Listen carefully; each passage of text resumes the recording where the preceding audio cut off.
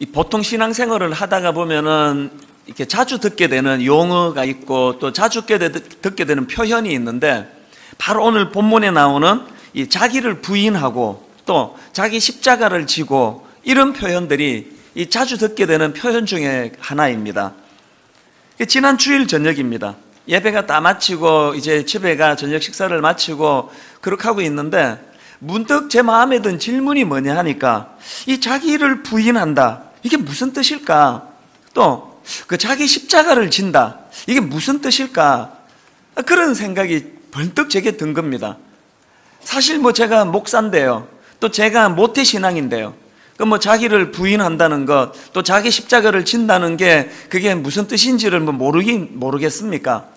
그런데 저 안에 심각하게 질문이 드는 게, 나는 자기를 부인하는 삶을 살고 있는가? 나는 지금 자기 십자가를 지는 그런 삶을 살아내고 있는가? 그런 질문이 든 거예요. 보통 같으면 주일 저녁에는 제가 아무 생각이 안 나요. 토요일 날 수면이 절대 부족하고요, 새벽에 한 3시, 3시 반 일어나가지고 설교 준비를 끝내자마자 교회 와서 아침부터 오후 4시 반까지 예배를 인도하고 나면은 에너지가 다 소진이 돼가지고 아무 생각이 안 나요.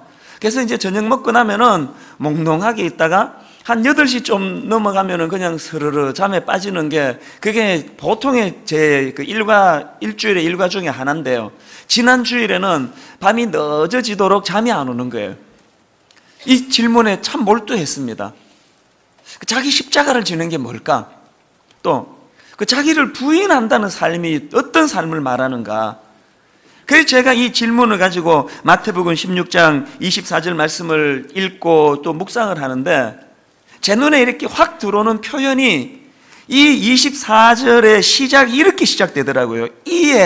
이에라는 접속사로 이 말씀이 시작이 되는 것을 제가 발견한 겁니다.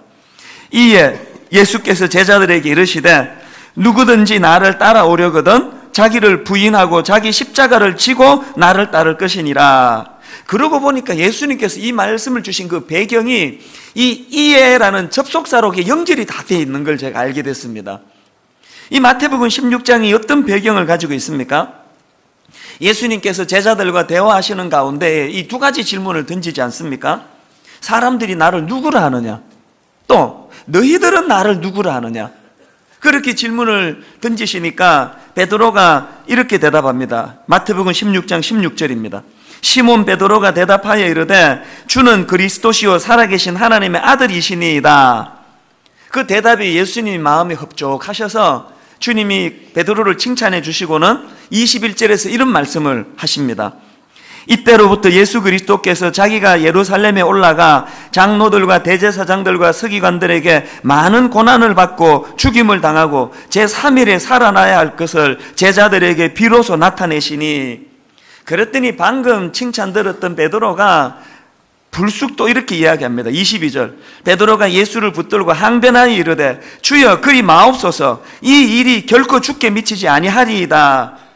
그랬더니 이번에는 예수님께서 베드로를 심하게 질책하시는데 아주 그냥 불호령이 떨어진 거예요. 23절, 사단아 내 뒤로 물러가라, 너는 나를 넘어지게 하는 자로다.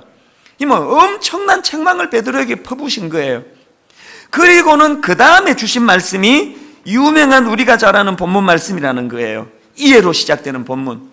이에 예수께서 제자들에게 이르시되, 누구든지 나를 따라오려거든 자기를 부인하고 자기 십자가를 지고 나를 따를 것이니라.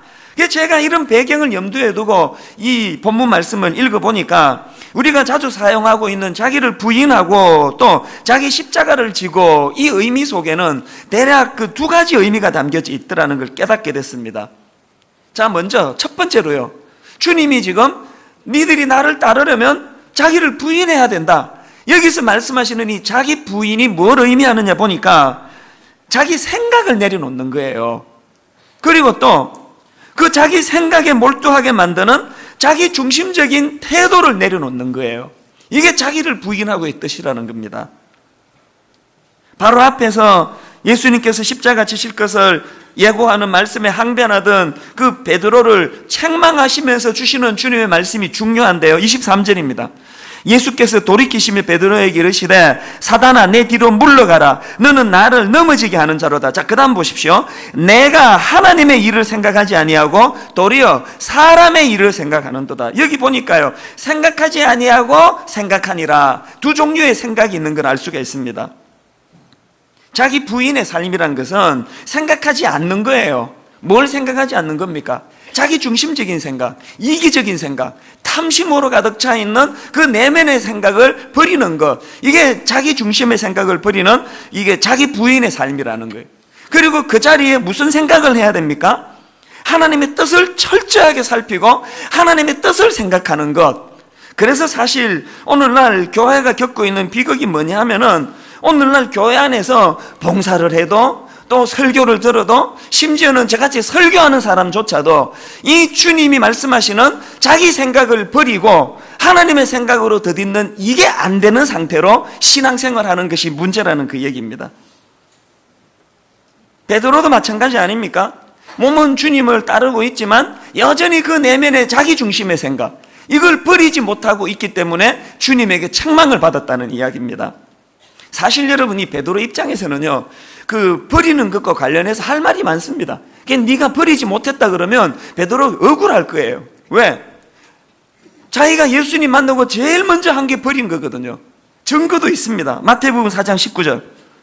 주님께서 말씀하시되 나를 따라오라 내가 너희를 사람을 낚는 어부가 되게 하리라 하시니 그들이 곧 그물을 버려두고 예수를 따르니라. 뭘 안 버렸단 말입니까? 내가 주님을 따를 때 제일 먼저 한 게 내가 그물을 버려뒀습니다. 그거 내 생업입니다. 그거 버리면 나 굶어 죽을지 모르는데 난 그물을 버리는 결단을 택했습니다. 베드로가 그렇게 항변할 거예요. 그건 저도 마찬가지예요. 이민생을 정리하고 시민권 버리고 미국에서 하던 거 다 내려놓고 한국에 돌아왔습니다. 그런데 베드로가, 또 제가 지난 주일 저녁에 제가 깨달았던 게 그거예요. 안 버린 게 뭐냐? 겉으로 보여지는 그물은 버렸지만 베드로 안에 여전히 자기 중심적인 태도, 이걸 버리지 못했다는 이야기입니다. 제가 저 자신에게 제일 절망하는 게 이거예요. 분명히 나 이게 다 버렸는데,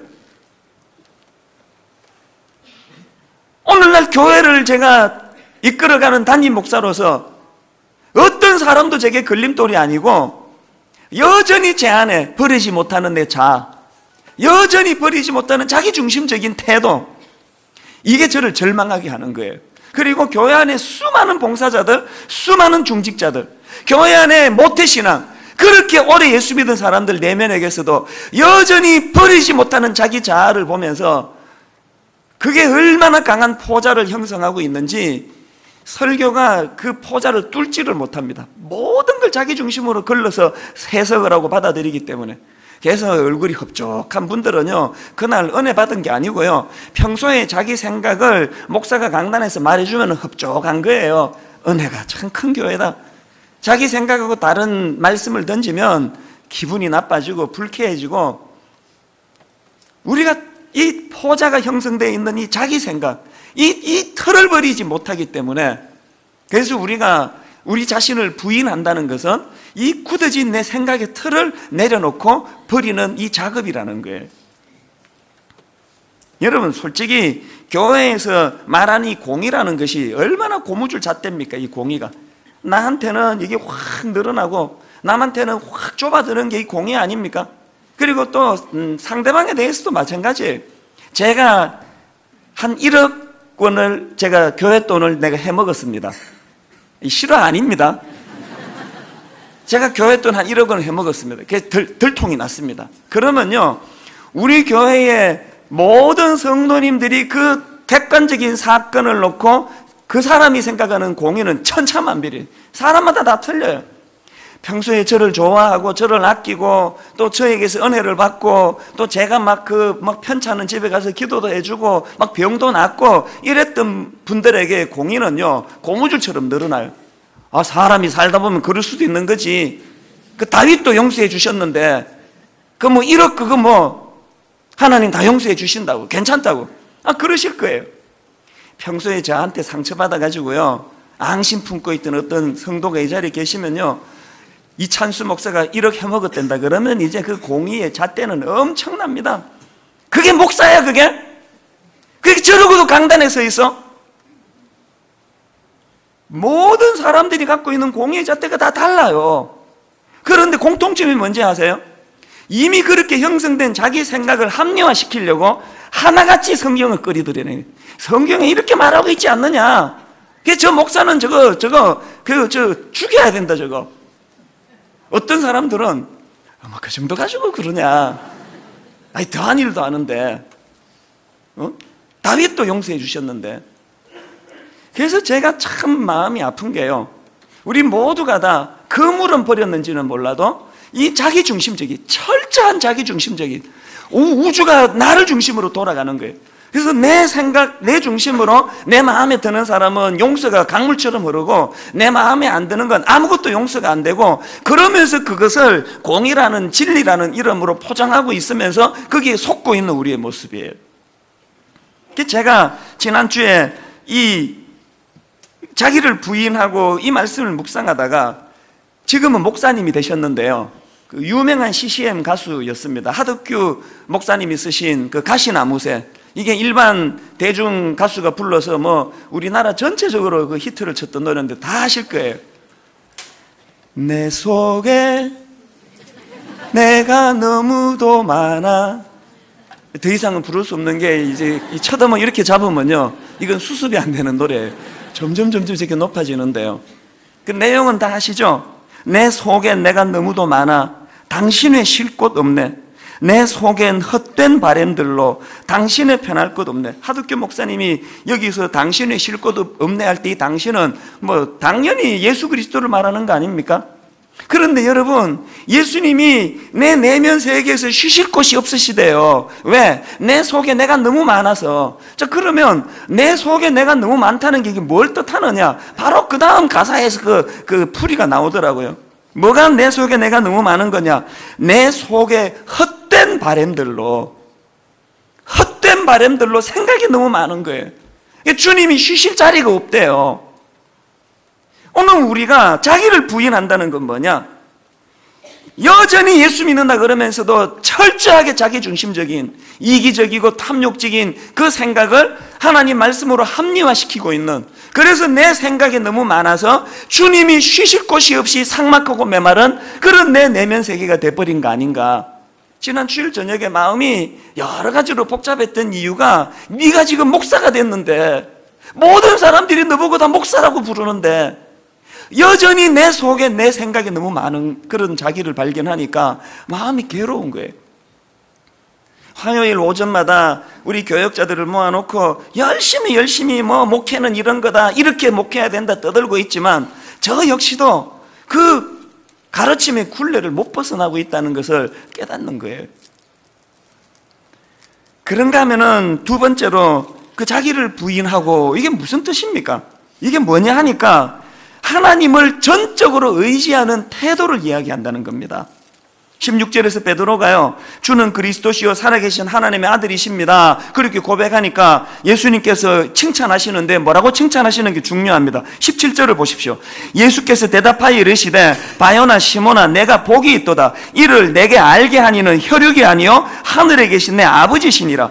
지금 형식은 베드로를 칭찬하는 형식인데요, 내용을 가만히 보니까 그것이 가능하도록 하신 분은 하나님이시다, 그 말씀을 지금 하고 있는 거예요.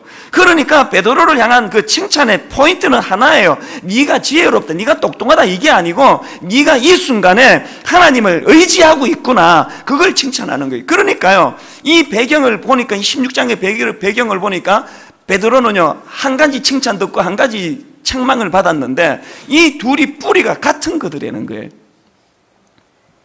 칭찬받는 건 주님 의지하는 모습을 칭찬하시는 거고, 책망받는 것은 주님 의지하지 못하도록 내 속에 많은 자기 생각으로 판단하는 그것을 꾸지람하는 거니까 결국 같은 뿌리 아닙니까?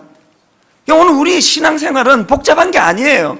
여러분이 믿음이 좋으냐 그렇지 않냐 점검하는 잣대는 복잡하지 않습니다. 여전히 내 속에 탐심이 많고 탐욕이 많고, 난 내가 이 세상의 주인이고 나 행복을 위해서라면 어떤 사람이 어떻게 불행해져도 상관하지 않는다, 난 내가 제일 중요하다, 이 자아가 얼마나 깨트려지고 있느냐, 유무가, 그게 신앙의 성수 유무라는 거예요. 목사라는 타이틀 소용없고요, 장로 더 소용없습니다. 권사 아무짝에도 쓸모없어요. 그런 타이틀이 나를 변화시켜 주질 못하고, 여전히 내가 하나님 앞에서 내 생각, 내 탐심, 내 탐욕, 이것들을 깨트려 주님의 생각으로 되짚으려고 몸부림치고 애쓰는 마음. 그래서 여러분, 이 자기를 부인하고, 이 말씀의 의미는요, 그 동전의 그 양면처럼 하나는 자기 중심적인 태도와 생각을 내려놓고, 그런가 하면 또 하나는 동전의 양면, 광대하신 하나님을 전적으로 의지하는 태도. 그래서 우리가 한평생 이 땅을 살면서 바로 이 자아와의 싸움에, 내 자아를 얼마나 꺾고, 내 자아를 얼마나 꺾고, 내 자아를 얼마나 꺾어서 내 많은 이 탐욕적인 생각들을 내려놓고 내 마음이 하나님이 오셔서 내 마음에 쉬실 곳이 있는 평탄한 마음으로 만들어 드리느냐. 오늘 제자훈련생들을 모집하는데, 제자훈련은 복잡한 게 아닙니다. 제자훈련이라는 것은요, 바로 이것을 얻어내는 거, 이 땅을 살아가면서. 그래서 베드로가 예수님 만나자마자 그물 버리는 일은 너무 쉬웠나 봐요. 금방 그물은 버렸지만, 언제 베드로가 결국은 그 내면에 자기 생각을 버리고 온전히 하나님 생각으로 덧입게 되었나. 그 과정이 그 3년간의 제자훈련 기간이었고요. 또 베드로가 언제 완전한 교정을 받았나. 이제 이 질문을, 제가 이 질문에 대한 답을 드리려고 하는데요, 제가 이 답을 드리기 전에 한 가지 먼저 전제로 드릴 말씀이 있습니다. 기독교 상담학에 보면은 그 사용하는 용어 중에서 거짓 자아라는 용어가 있습니다. 이 거짓 자아라는 용어는 그 첫 출발이 창세기 3장에 나오는데요, 범죄한 아담과 하와가 범죄 이후로 취한 행동이 두 가지예요. 제일 먼저 취한 게 창세기 3장 7절에 나옵니다.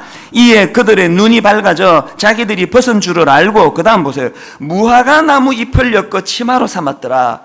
이게 그들이 행한 첫 번째 행동이었고요, 범죄하고. 두 번째 한 게 뭡니까? 8절입니다. 그들이 그날 바람이 불 때 동산에 거니시는 여호와 하나님의 소리를 듣고 아담과 그의 아내가 여호와 하나님의 낯을 피하여 동산 나무 사이에 숨은지라. 이게 두 번째 행동이에요. 그래서 지금 이 거짓 자아가 뭐냐, 이 상담학에서 말하는 거짓 자아라는 것은요, 그 무화과 나무로 그 치부를 가리는 행위. 무화과 나무로 치부를 가리면 자기 치부가 가려진다고 생각하는, 이게 거짓 자아예요. 그리고 하나님의 낯을 피해가지고 나무 밑에 숨어 있으면 하나님을 피할 수 있다는 생각, 이게 거짓 자아예요. 만약에 아담이 또 하와가 철저하게 자기의 범죄함을 깨닫고 하나님 앞에 나와서 눈물로 그렇게 하나님 앞에 자복을 했더라면 오늘 이 세상이 달라졌을 거예요. 지난 주일 저녁에 저는 철저하게 무화과 나무 잎을 가리고 있는, 내 치부를 무화과 나무로 잎으로 가리고 있는 제 모습을 자각하게 된 거예요. 괴로운 거예요.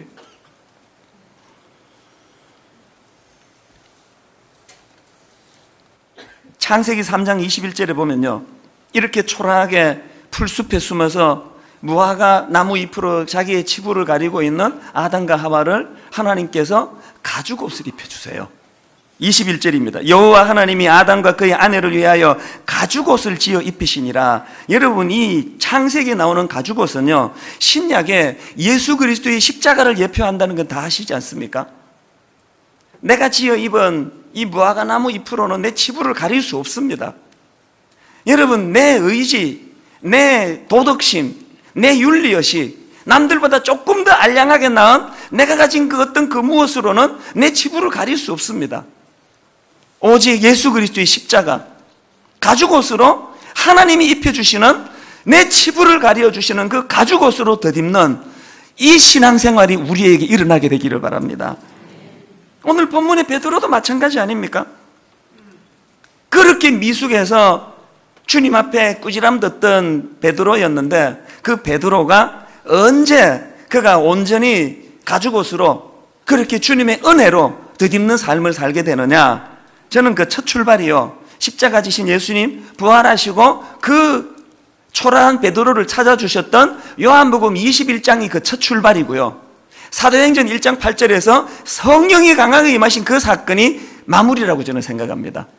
요한복음 21장에서 십자가 지신 주님께서 그 실패한 베드로를 찾아주십니다. 7절을 보니까 거기에 베드로가 이렇게 반응합니다. 예수께서 사랑하시는 그 제자가 베드로에게 이르되 주님이시라 하니 시몬 베드로가 벗고 있다가 주님이라 하는 말을 듣고 겉옷을 두른 후에 바다로 뛰어내리더라. 야, 저는 이 장면이 너무 아름다워요. 여러분, 이 장면이요, 똑같이 범죄했던 아담과 하와, 그래서 가죽옷 대신에 그 나무 잎사귀로 자기 치부를 가리고 나무 밑에 숨어있던 아담과 하와와 너무 대조되는 말씀인 거예요. 비록 베드로는 부끄러운 인생이지만, 주님 앞에 실패한 인생이지만, 그래서 옛날로 되돌아갈 수밖에 없던 초라한 자리에 빠졌지만, 주시라는 이 말씀 앞에 부끄러움을 무릅쓰고 주님 만나러 바다로 뛰어드는 그 모습이요, 이게 베드로의 귀함이에요.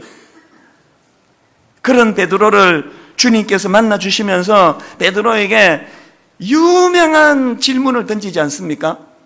3번에 걸친 이 질문이요, 네가 나를 사랑하느냐? 네가 나를 사랑하느냐? 네가 나를 사랑하느냐?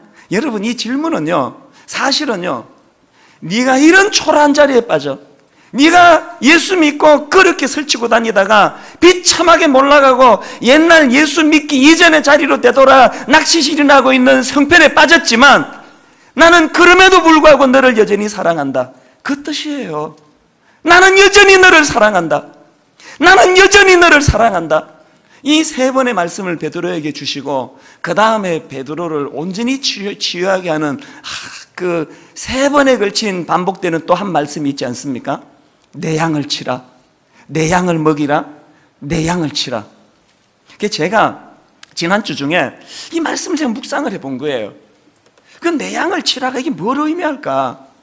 지금 그 자아로 똘똘 뭉쳐져 있던 베드로를 만나주시면서 나는 여전히 네 모습 그대로를 사랑한다는 말씀을 주신 주님께서 내 양을 쳐라는 이 말씀을 3번에 걸쳐 하신 말씀의 의미가 뭘까? 제가 발견한 깨달음이 뭔지 아십니까? 시선을 교정하라는, 시선을.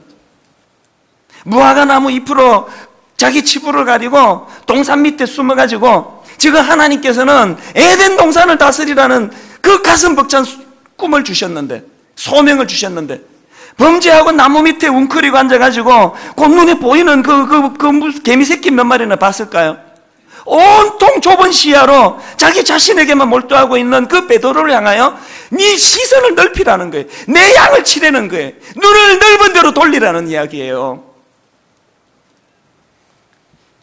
저는 여러분 그 영화 하나를 꼭 보셨으면 하는 영화가 있는데요, 그 그래비티라고 하는 영화예요. 최근에 제가 이 영화를 봤는데요, 내용은 하나도 없어요. 제가 이야기 다 해드려도 스토리 다 알고 보셔도 괜찮아요. 그리고 또 저는 내가 지금 53살 될 동안 영화 보면서 이렇게 출연진이 조촐한 영화는 처음 봤습니다.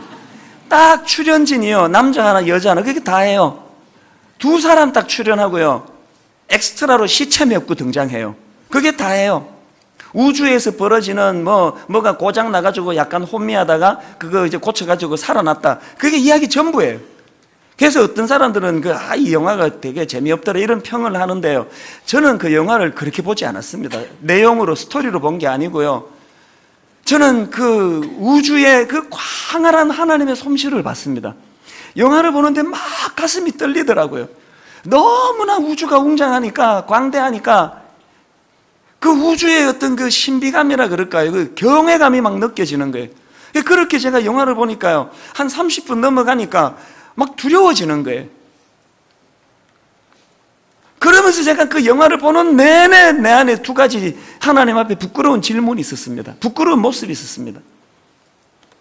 여러분, 그 하나님이 만드신 우주를 보고 있는데도 거기에 압도돼가지고 내가 부들부들 떨리는데, 하물며 그 우주를 창조하신 창조주가 계시다면, 그런데 제가 영화 보는 내내 하나님께 죄송했던 게 뭔지 아세요? 그 광대하신 하나님을 내가 지금 팔 자르고 다리 자르고 머리 자르고 몸통 자르고 요렇게 조그만하게 만들어서 그 하나님을 내 주머니에 넣고 다니는 시도를 내가 하고 있는 건 아닌가? 모두가 다 그런 거 아닙니까? 하나님이 꼭 여러분 머리로 다 이해가 돼야 되겠습니까? 여러분 머리로 다 담겨져야 믿으시겠습니까? 너무나 광대하신 그 하나님을 내 알량한 요 머릿속에 담아놓아가지고 내 필요에 따라서 교회 목회 좀 잘하게 해주세요. 나 괴롭히는 성도 이게 좀 떠나게 해주세요. 내게 순종하는 성도도 많아지게 해주세요. 이런 기도를 하고 있는 나 자신은 아닌가? 사실 뭐 그렇게 기도하지는 않습니다만 예를 그렇게 드는 거예요. 그리고 그 영화를 보는 내내 제가 너무나 가슴이 떨렸던 게 뭐냐면은 그 광대하신 하나님을 이렇게 작게만 내 주머니에 넣고 다니는 시도를 하면서 내 시야가 얼마나 좁은지, 내 시야가. 하나님은 우주를 다스리게 하시는데 에덴 동산을 통치하고 이름을 지을 권세를 아담에게 주셨는데 뭡니까 이게? 나무 밑에 숨어가지고 웅크려가지고 자기가 보는 세계는 그게 전부 아닙니까? 여러분, 우리가 자기를 부인한다는 것은 이 좁아터진 내 생각을 깨트려버리고 광대하신 하나님 생각으로 덧입는 거예요. 넓은 마음을 가지는 거예요. 내 양을 먹이라, 내 양을 치라. 1만 성도 파송 운동을 선언한 지가 이제 1년이 좀 넘었지 않습니까? 제가 그날 새벽을 지금도 잊을 수가 없어요. 정확하게 새벽 3시에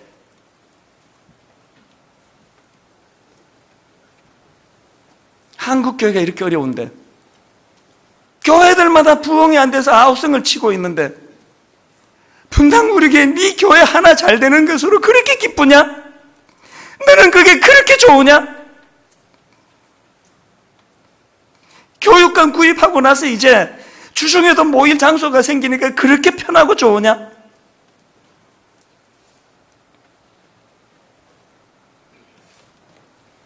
그날 새벽에 하나님과 씨름하는 가운데 저기 입주하고 6개월밖에 안 됐는데 교육관을 하나님 팔겠습니다. 사회에 환원하겠습니다. 하나님 우리 성도 10,000명에서 15,000명 약한 교회로 파송하겠습니다. 굴복해서 약속은 했는데 기가 막히는 거예요. 이 성도들이 어떻게 설득해야 됩니까? 내가 설득이 안 되는데 내가 지난 10년 동안 내가 남의 교회 성도 빼앗으려고 한 번이라도 시도한 적 있습니까? 남의 교회가 잘 안 되는 걸 내가 즐긴 적이 한 번이라도 있습니까? 나는 그냥 이렇게 달려왔는데 왜 이 교회 성도들을 내보내야 됩니까? 저 교육관은 왜 팔아야 됩니까? 우리 어디로 가야 됩니까? 내가 나 자신에게 설득이 안 되는데 내가 이걸 장로님에게 무슨 수로 설득합니까?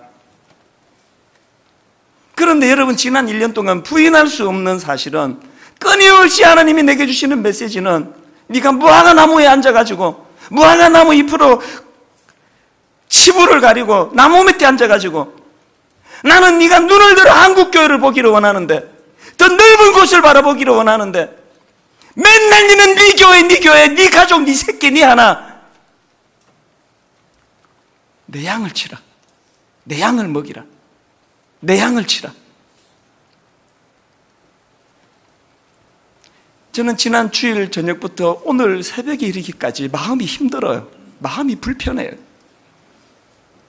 하나님, 제가 미국에서 한국으로 돌아왔답시고 시민권 반납했답시고 하던 비즈니스 내려놨답시고 제가 그렇게 떠들고 설치고 자랑하고 다녔는데 하나님, 가장 중요한 내 자아가 깨트려지지 않았는데 가장 중요한 이 자기 생각, 자기 아지, 내 것, 내 교회 이 생각으로부터 자유하지를 못하는데 내가 어떻게 자기를 부인하는 삶을 산다 말씀드릴 수가 있겠습니까? 그게 부끄러웠던 거예요. 강호동 씨라고 그 실험 선수 아닙니까? 지금은 유명한 MC로 자리를 잡았는데요. 이 강호동 씨가 어느 날 자기가 진행하는 프로그램에서 너무너무 제 마음을 정말 떨리게 만드는 한마디를 했어요. 나중에 이제 이분이 실험 천하장사를 몇 번이나 하고 우리나라에서는 전국구 인물이 됐는데요. 그러기 전에요. 고등학교 때 이미 그 마산에서 학교를 다녔나 봐요. 마산 지역의 스타였대요. 얼마나 유망주였는지 실험으로요. 어느 날 그 프로 실험 선수들이 그 뉴욕을 방문하는 일이 있었다고 합니다. 그 뉴욕을 방문하는 그 여정길에 고등학생이 강호동을 데리고 간 거예요. 얼마나 유망주였으면. 그래서 이 강호동 씨를 데리고 고등학교 때 뉴욕에 가서 이제 너무 충격을 받은 거예요. 그런데 결정적으로 엠파이어 스테이트 빌딩에 갔대요. 시카고에 가면은 그 시어스 빌딩이라고 있거든요. 아마 똑같은 것 같아요. 저는 엠파이어 스테이트는 안 가봤지만 이제 관광객들을 위하여 이제 꼭대기층을 아마 그 전망대로 만드는 것 같아요. 이 강호동 씨가 엠파이어 스테이트 빌딩에 올라가서 울었대는 거예요, 자기가. 그 왜 울었는지 아십니까? 자기는 그동안 마산에, 그 당시 마산에요, 10층 이하 건물도 없었대요. 그 작은 그 마을에서 자기가 실험 잘한다는 것 때문에 기고만장해가지고 엠파이어 스테이트 빌딩에 올라가가지고 자기가 울었대요. 억울해서 울었대요. 자기가 이 코딱지 많은 그 동네에서 좀 실험 잘한다는 것 때문에 교만하고 거만하고 이런 자기 만족에 빠져있던 자기 모습이 한심해가지고 자기가 울었대요. 저는 그 강호동 씨 이야기를 들으면서요, 오늘 여러분 창세기 3장에서 범죄하고 그 알량한 자기 도덕심, 자기 윤리의식, 무화과 잎으로 자기 치부를 가리고는 진짜 가려지는 줄 생각하고 나무 밑에 숨어가지고 그 세계가 전부인 줄 알고 있는 그 저 모습이 또 우리의 모습이 거기에 각인이 되더라는 이야기입니다. 자기를 부인하고의 삶은 이런 좁은 우리의 생각을 깨트리는 거예요. 하나님의 넓은 생각을 받아들이는 거예요. 저는요, 여전히 모르겠습니다. 텐텐텐은 왜 해야 되는지 모르겠고요. 정말 우리 교회가 10,000명에서 15,000명 성도가 약한 교회로 파송받아 가는 일이 가능할지 저도 잘 모르겠고요. 10년 뒤에 내 인생은 어떻게 될지 저도 모르겠습니다. 그러나 하나 압니다. 우리 하나님은 우리를 망하는 길로 인도하는 하나님 아니시라는 걸요. 하나님 우리에게 아무도 걸어가보지 못한 이 길을 우리가 발걸음을 뗀다 할 때에 우리를 불행과 절망의 골짜기로 이끄는 분 아님을 저는 믿습니다. 오늘 저는 말씀을 이렇게 마무리하기 원합니다. 이번 주 다음 주 자기를 부인하고 자기 십자가를 지고에 대한 말씀을 2주 동안 할 텐데요, 하나님, 자기를 부인하는 것이 나 망하라는 주님의 명령이 아니고 하나님, 우주의 광대하신 하나님, 우주를 창조하신 그 하나님, 그 크신 하나님을 내가 믿음으로 받아들여 내 이 알량한 도덕심으로 무장된 이 무화과 나무 잎으로 만든 이 치부를 가리는 이거 다 벗어버리고 주님의 십자가 가죽으로 세워진 이 옷을 덧입기를 원합니다. 내 나무 밑에 웅크려 숨어보는 이 세상이 아니고 에덴 동산을 호령하며 하나님 이것들을 다스리는 하나님의 피조물로 그렇게 자리매김하기 원합니다. 하나님 아버지 마음이 내 안에 각인되기를 원합니다. 여러분, 저는 이 찬양이요, 아버지 당신의 마음이 있는 곳에 나의 마음이 있기를 원해요. 이게 자기를 부인하고 해요. 아버지 당신의 눈물이 고인 곳에 나의 눈물이 고이길 원해요. 이게 자기를 부인하고 해요. 여러분, 이 찬양 부르실 때 하나님, 내 가정조차도 마찬가지예요. 내 배우자조차도 이 여자가 왜 내게 이 정도밖에 행복을 안 주는 거냐고, 나 이 남자 만나서 행복하기를 원했는데 왜 이 남자는 왜 나한테 이 정도 행복밖에 안 주느냐고, 이 자기 생각을 내려놓고 하나님, 내가 죽어, 내가 희생해, 이 가정이 살아나기를 원합니다. 이게 자기를 부인하고 해요. 가사를 생각하시면서 우리 찬양 같이 불러보시면 좋겠습니다. 아버지 당신의 마음이 있는 곳에, 아버지 당신의 마음이 있는 곳에 나의 마음이 있기를 원해요. 마음이 있기를 원해요. 아버지 당신의 눈물이 고인 곳에, 아버지 당신의 눈물이 고인 곳에 나의 눈물이 고이길 원해요. 눈물이 고이길 원해요. 아버지 당신이 바라보는 영혼에게 내 시야가 이렇게 넓어지기 원합니다. 나의 두 눈이 향하길 원해요. 나의 두 눈이 향하길 원해요. 아버지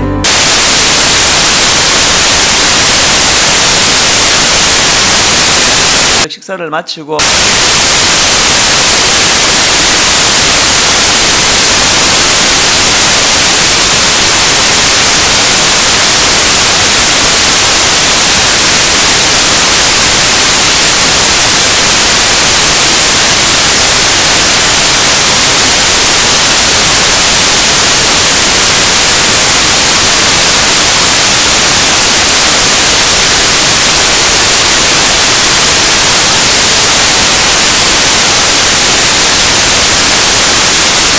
제 눈에 이렇게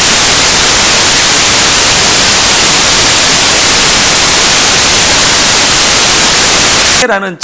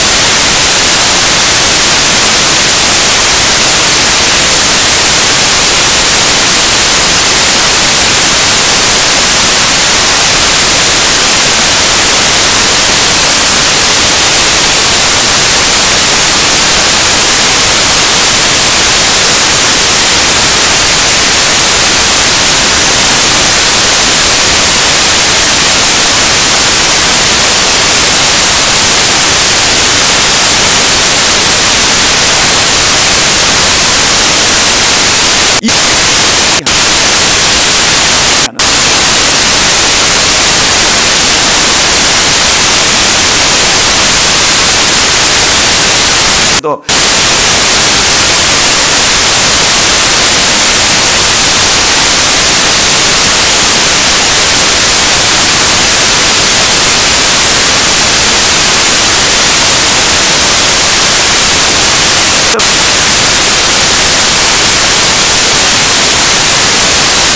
평소에 자기 생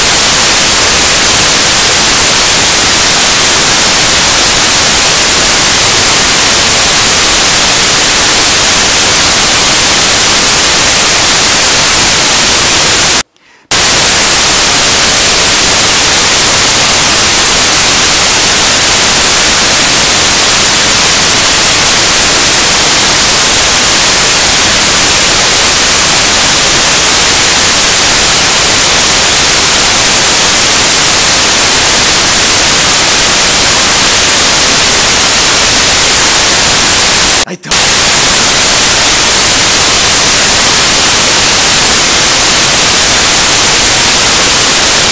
그 강물처럼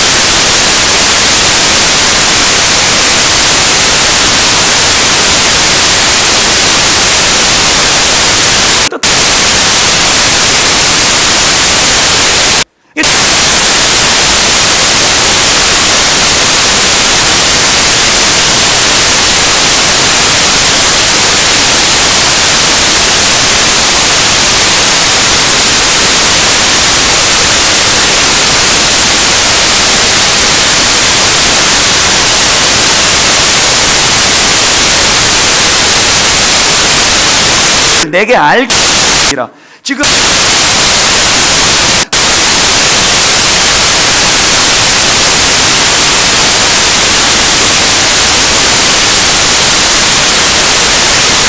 칭찬 듣고 한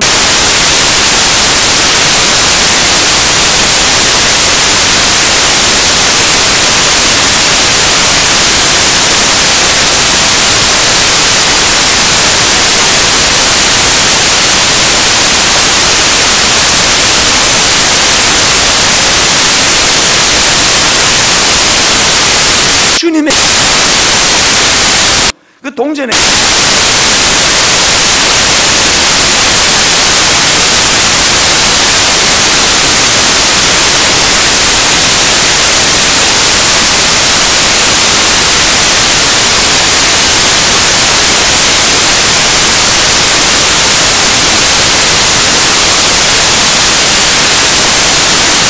예.